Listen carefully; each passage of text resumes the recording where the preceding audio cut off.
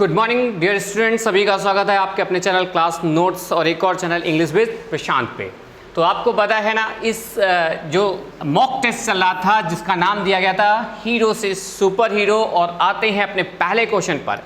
Target है बच्चा किसी भी कीमत में 20 मिनट में 20 क्वेश्चन करने हैं। तो जिस तरह आपको करने मुझे भी करने, बट विद डिस्क्रिप्शन करने हैं। तो छोटी छोटी बात जल्दी से आ जाते हैं, तो फटाक से देखिएगा क्या लिखा है। The teacher let the boy off. Let off का मतलब होता है बच्चा क्या, छोड़ देना। क्या होता है, छोड़ देना। Let off with a warning, warning के साथ थ्रो दो। यद्यपि ही वॉज कन्विंस्ड विद।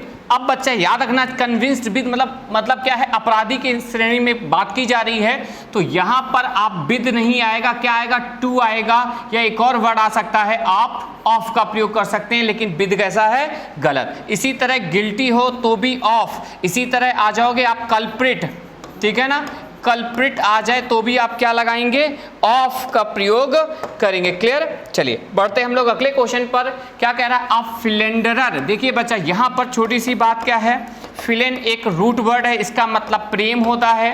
फ्लेन आ जाए, दिख जाए, या आपको फाइल दिख जाए, ठीक है, या आपको फिलो दिख जाए, ये तीनों के तीनों रूट वर्ड प्रेम दिखाते हैं। तो फिलेंडरर प्रेम से ही बना। छिछोरा जो क्या है, छिछोरा समझ रहे हैं ना। वॉज गिवन अ रिप्लाई, उसको एक रिप्लाई दिया गया बाई अ सैंडल।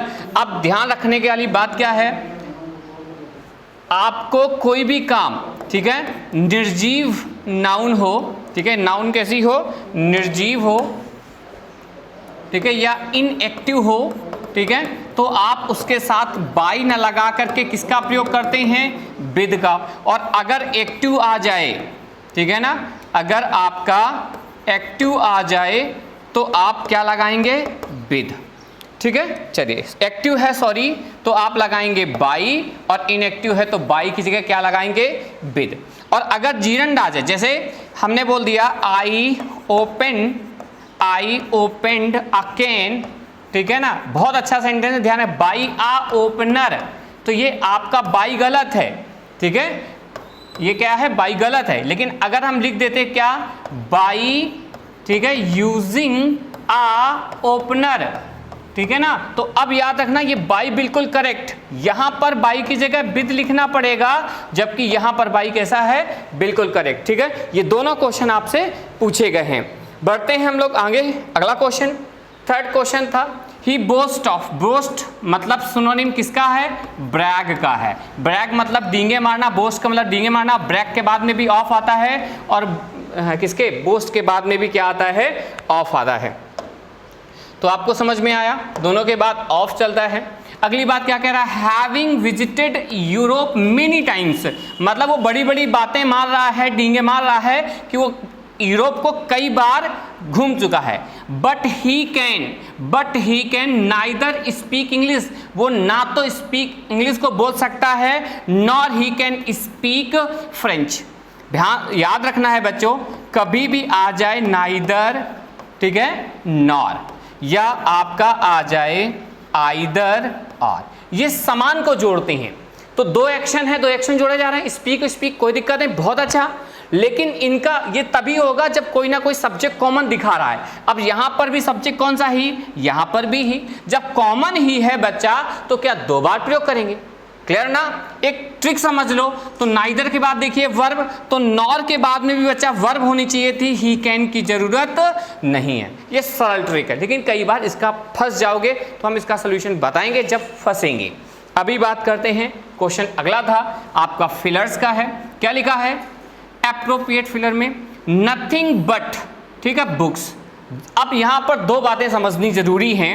सबसे पहली बात याद रखना, कभी भी नथिंग बट से सेंटेंस की स्टार्टिंग हो या इसको सब्जेक्ट बनाया जाए तो वर्ब कैसी आती है, सिंगुलर, और एरर किससे आएगी, वर्ब के प्लूरल फॉर्म से। तो आर गलत, ये गलत। अब बचा हैज और हैव, तो आप लोग जल्दबाजी कहाँ करेंगे, ये सबको आता है, यहाँ सब माइंड करेंगे। मिस्टेक यही होगी कि वर्ब की थर्ड फॉर्म है, और आप लोग जल्दी से बताइए क्या आंसर दिए होंगे, थर्ड। लेकिन थर्ड भी गलत। क्यों गलत है, क्योंकि ये पैसिव का सेंटेंस है, तो आप इज लगाएंगे। अब ये कैसे पता चलेगी कि पैसिव मैंने बोल दिया, आप मान लो। क्यों मानो, भाई तो मानने का कारण हम आपको बताना चाह रहे हैं, ध्यान से समझिएगा। कोई भी एक्शन को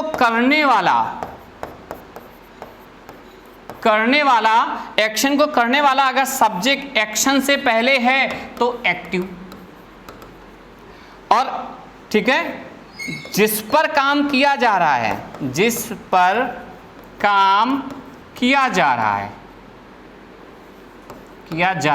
और एक्शन से अगर पहले दिया जाए, कहने का मतलब वर्ब से पहले दिया जाए तो वो पैसिव होगा, इसलिए यहां पर क्या था, इज था। एक बात जल्दी से समझ लेते हैं, नथिंग बट, तो आपको ध्यान में आया, क्लियर। चलिए बढ़ते हैं हम लोग अगले क्वेश्चन पर।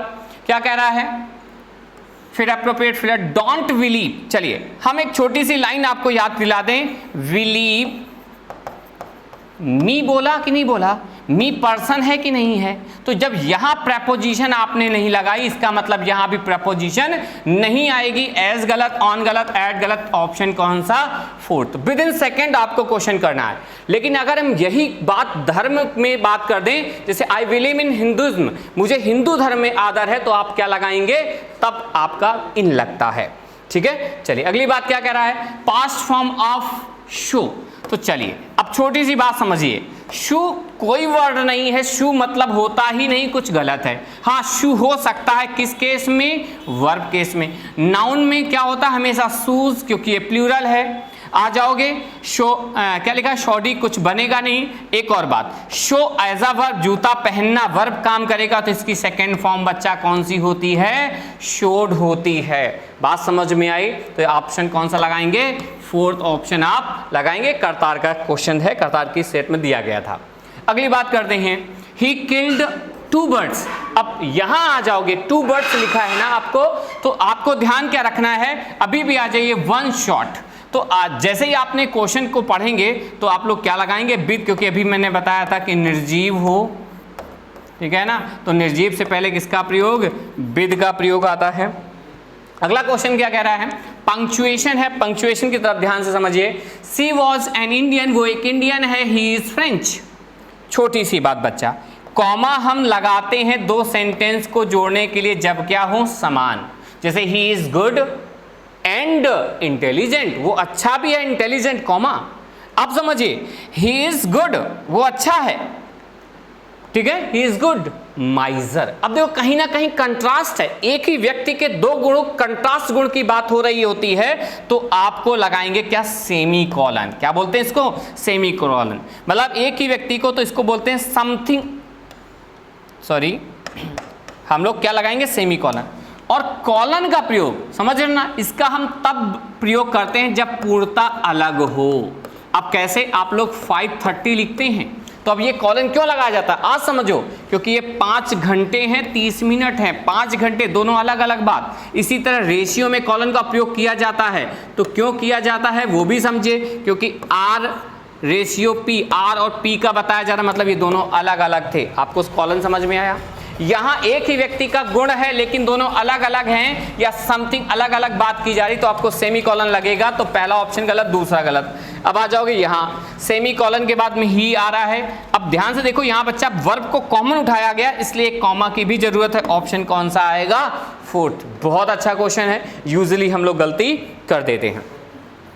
एक्टिव पैसिव है, सिंपल ध्यान रखना है, 2 बातें छोटी सी हैं। सब्जेक्ट को बनाते हैं ऑब्जेक्ट, ऑब्जेक्ट को बनाते हैं सब्जेक्ट। तो पिक्चर्स देखिए, पिक्चर्स बनेगा सब्जेक्ट, पिक्चर्स प्लूरल है, वह प्लूरल आएगी, सब में दी गई है बिल्कुल। ये टेंस देखेंगे, ये प्रेजेंट का इंडेफिनिट है, इंडेफिनिट का जब पैसिव बनाते हैं आर आता है, तो ये आपका वर्ब गलत हो गया। 3 ऑप्शन में मैच हुआ। वर्ब की थर्ड फॉर्म आती है, कंटेंटेड सब में है, लेकिन कंटेंटेड के बाद में ध्यान रखना, जब इसको पैसिव बना दिया जाए तो आप इनका प्रयोग करते हैं, बाई नहीं आएगा, टू नहीं आएगा, तो ऑप्शन इसको कौन सा, फोर्थ। ठीक है, चलिए बढ़ते हैं हम लोग अगले क्वेश्चन पर। क्या कह रहा है, सीता सेट, सीता ने कहा यू आर फुलिश राम। अब देखो बच्चा, यू और राम दोनों एक ही है। एक ही व्यक्ति को अगर एक ही पर्सन को 2 जगह रिप्रेजेंट किया गया है ऑब्जेक्ट के रूप में, तो आप इस जो रिपोर्टिंग वर्ब में सब्जेक्ट है उसको यहाँ ऑब्जेक्ट बना देंगे, तो क्या हो जाएगा, सीता टोल्ड राम। आपका ये गलत, ये गलत, यहाँ आ जाओगे, कंजक्शन दैट हुआ। अब यू जो है ना ऑब्जेक्ट राम के अकॉर्डिंग चेंज आएगा, तो ही होगा, सी नहीं होगा, तो ऑप्शन कौन सा, थर्ड हो जाएगा। अगले क्वेश्चन देखिए, अ बोल्ट फ्रॉम द ब्लू, इसका मतलब होता है अ बोल्ट फ्रॉम द ब्लू, सीधा सीधा मतलब याद रखना, a sudden and unpleasant something, कुछ भी ऐसी घटना आपके जीवन में हो जाए जो अचानक से हुई है, और सबसे बड़ी बात कैसी है, अनप्लीजेंट है, ठीक है। अचानक से आपकी शादी तय हो जाए तो उसके लिए नहीं आएगा, लेकिन अचानक से शादी तय हुई थी वो टूट गई तो उसके लिए क्या बोलोगे, अ बोल्ट फ्रॉम द ब्लू। बात समझ में आ गई। चलिए अगली बात समझिए, क्या लिखा है, study of the nature of God, मतलब भगवान के, समझे, study of the nature of God, भगवान की नेचर, भगवान की प्रकृति का अध्ययन करना। अब यहां पर बच्चा एक रूट वर्ड है, तो रूट वर्ड पे लाते हैं आपको। रूट वर्ड क्या होता है, थियो, ठीक है। चलिए, थियो का मतलब होता है धर्म, अब यहीं से एक मीनिंग बनता है थीस्ट, जिसको आप लोग समझते हैं, THEIST, थियो से ही बना, थीस्ट मतलब आस्तिक होता है। अब आ जाओगे यहां समझोगे फिलोलॉजी, ठीक है, शब्दों का अध्ययन हो जाता है। थियोलॉजी आपका ऑप्शन बन जाएगा, फिलॉसफी होगा नहीं, ये होगा नहीं, दो ऑप्शन बचे थे। अब देखो यहां पे भी धर्म, यहां पे भी धर्म, मतलब ये दोनों वर्ड धर्म से जुड़े हैं। अब लॉजी का मतलब होता है अध्ययन, इसलिए आपका ऑप्शन कौन सा हो जाएगा, सेकंड। अब आ जाओगे थियोसफी, क्या मतलब होता है, थियोसफी का मतलब होता है, इसको हम आत्मावाद बोलते हैं, या इसकी सरल भाषा समझिए, a person who think that God in our self, मतलब गॉड हमारे अंदर है, या दूसरे शब्दों में कि भगवान ही आत्मा है या आत्मा ही भगवान है, इसको मानने वाला कौन सा ऑप्शन, थर्ड रखता है, इसको बोलते हैं थियोसफी, ठीक है। बढ़ते हम लोग अगले क्वेश्चन पर। अब्ज्योर, यहां दो वर्ड आपको ध्यान रखने हैं, अब्ज्योर का और एक और मीनिंग होता है अज्योर का, ठीक है। अब देखो बच्चा, कभी भी ध्यान रखना है, डी के बाद में जेड आता है, डी साइलेंट कर देते हैं, जैसे एडजस्ट नहीं बोलते, एडजस्ट बोलते हैं, एडजेक्टिव नहीं बोलते, एडजेक्टिव बोलते हैं, इसी तरह इसको बोलतेंगे अज्योर, इसको बोलेंगे अब्ज्योर, डी साइलेंट हुआ, ठीक है। इसका मतलब होता है कसम का त्याग, ठीक है, कसम का त्याग। और आ जाओगे अगली बात, अज्योर का मतलब होता है कसम खाना, इसका मतलब क्या होता है, कसम, ठीक है, सॉरी, कसम खाना। तो यहां जब हम लोग कोई प्रॉमिस करते हैं तो उसके लिए लगाते हैं। अब यहां ध्यान रखना, इसका मतलब कसम का त्यागना है। अब त्यागने के लिए चाहे चारों वर्ड है, चाहे आपका रिट्रैक्ट हो, चाहे रिलिंक्विश हो, चाहे रिनंस हो, चाहे रिकाउंट हो, ये सबसे अच्छा क्वेश्चन था। लेकिन कसम त्यागना के लिए पर्टिकुलर वर्ड आता है, कौन सा, रिकांट। रिनंस का मतलब होता है कोई वस्तु का त्याग करना, रिलिंक्विश का मतलब होता है कुछ काम ऐसा करना छोड़ देना जिसको आप नहीं करना चाहते थे, और रिट्रैक्ट का मतलब होता है अपनी बात से मुकर जाना। तो इन दोनों में अंतर आपको समझ में आ गया होगा। बढ़ते हैं अगले क्वेश्चन पर। देखिए क्या लिखा है, किंड्रेड लिखा है। तो इसका मतलब किंड्रेड मतलब आ जाता है सजाती, इसको बोलते हैं, क्या आपने विज्ञान में एक वर्ड पढ़ा होगा, सजाती, क्या पढ़ा होगा, सजाती। अब सजाती का मतलब होता है एक ही जात के या कहीं हद तक समान। आपसे सिनोनिम पूछा गया तो क्या लगाएंगे, एकिन। एकिन का मतलब क्या होता है, समान। याद कैसे रखना है, देखिए सिमिलर माने समान, सिमिलर के बाद में प्रपोजिशन आती, सबसे इंपॉर्टेंट पॉइंट समझो, सिमिलर टू होता है तो एकिन के बाद में भी क्या लगेगा, टू। और किंड्रेड आ जाए तो भी आप क्या लगाएंगे, टू। आपका ऑप्शन समझ में आया। डिस्टिंक्ट का मतलब होता है अंतर का स्पष्ट दिखना, एंटोनिम्स होता तो आप लगाते। डिसिमिलर मतलब आपको समझ में आ गया। और कंट्राडिक्ट का मतलब होता है खंडन करना, एक रूट वर्ड है कंट्रा, जिसमें लग जाए उसका मतलब प्रतिकूलता दिखाने के लिए प्रयोग किया जाता है। ट्रैंक्विल का मतलब होता है बच्चा शांति। आपसे एंटोनिम से पूछा गया, प्लेसिड होती है सिनोनिम, रिपोज होती है सिनोनिम, ठीक है। तो ये दोनों ऑप्शन कट गए। कंटेम्प्ट मतलब होता है तिरस्कार, या आप बात कर सकते हैं घृणा की। और आ जाओगे एडो का मतलब होता है हलचल, अशांति, इसके लिए सिनोनिम सुन सकते हो, सटायर होता है अशांति, ठीक है। पेंडेमोनियम होता है अशांति, ठीक है। तो ऑप्शन आप कौन सा लगाएंगे, थर्ड, ठीक है। अगला क्वेश्चन हैम्पर। हैम्पर के बच्चा दो अर्थ हैं, पहला तो आपको बता दें, दोनों आपको पता होंगे। एक होता है हैम्पर बाधा, ठीक है, इसके सिनोनिम आ जाओगे आप, एंटोनिम्स पूछा गया, ये इसका सिनोनिम होता है इम्पेडिमेंट, या और आ जाएगा ऑब्स्टेकल्स होती हैं, ठीक है। बोटल नेक होता है। टर्न डाउन का मतलब रिजेक्ट करना, ठीक है। मेयर का मतलब घोड़ी। तो ऑप्शन कौन सा लगाएंगे, ये आपका असिस्टेंस। दो मतलब थे, एक तो बता दिया बाधा जो यहां पर पूछा गया है, एक और होता है मेयर का मतलब होता है खाने, सॉरी हैम्पर का मतलब होता है खाने का थैला, ये आपका वन वर्ड में पूछा जाता है। अब ये कैसे आपको याद रखना, गिफ्ट हैम्पर पता है, ये वही हैम्पर है जो गिफ्ट में होता है, मतलब खाने की टोकरी, समझ में आया, ठीक है। और थैले भी बच्चा कई प्रकार के होते हैं, सैचल होता है, किताबों का थैला, हैम्पल होता है, खाने का थैला, ठीक है। तो ये थैले के भी प्रकार होते हैं, आगे आपको बताएंगे। तो अगले क्वेश्चन पे आ जाते हैं बच्चा। अगला क्वेश्चन क्या कह रहा है?